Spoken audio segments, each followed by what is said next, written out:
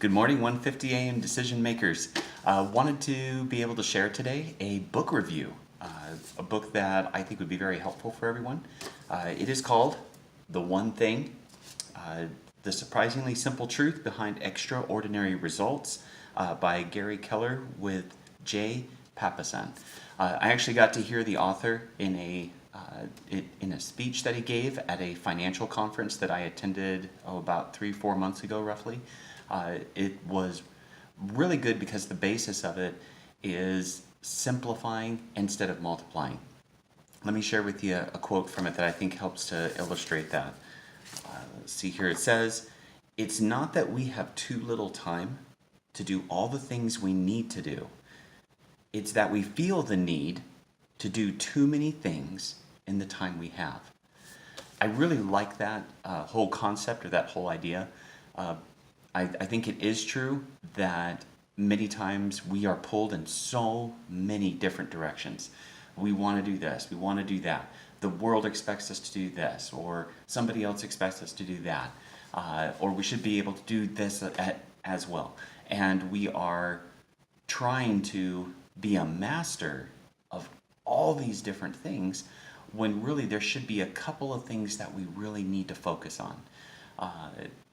And one of the ways that he talks about focusing, and something I think is going to be very applicable to our group, is that he has one key question that is asked. And it can be asked in any area of your life as well. And the question is, what's the one thing I can do such that by doing it, everything else will be easier or unnecessary? Again, what's the one thing, there we go. What's the one thing I can do such that by doing it, everything else will be easier or unnecessary? Let me give you an example of how that works, okay? Again, using my example of waking up early in the morning, all right?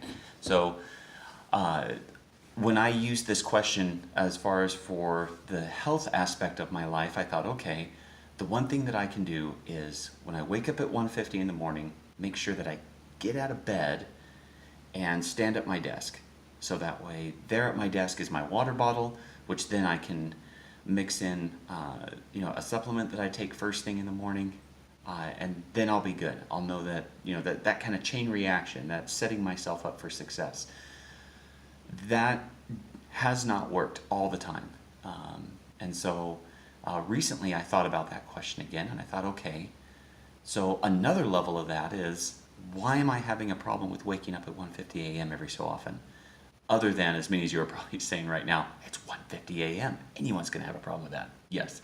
But what is the one thing that I can do such that by doing it, waking up at 1:50 a.m. is easier? I thought about it for a little bit, and then the thought came to me, make sure I'm going to bed at a certain time, or make sure that I'm settling myself down, and things like that. It wasn't so much the morning of, as far as what decisions I was making then. It was more about what decisions was I making the day before, to be able to help prepare myself to be in the best possible state to make the decisions I want to make at that 1:50 a.m. point in my life the next morning.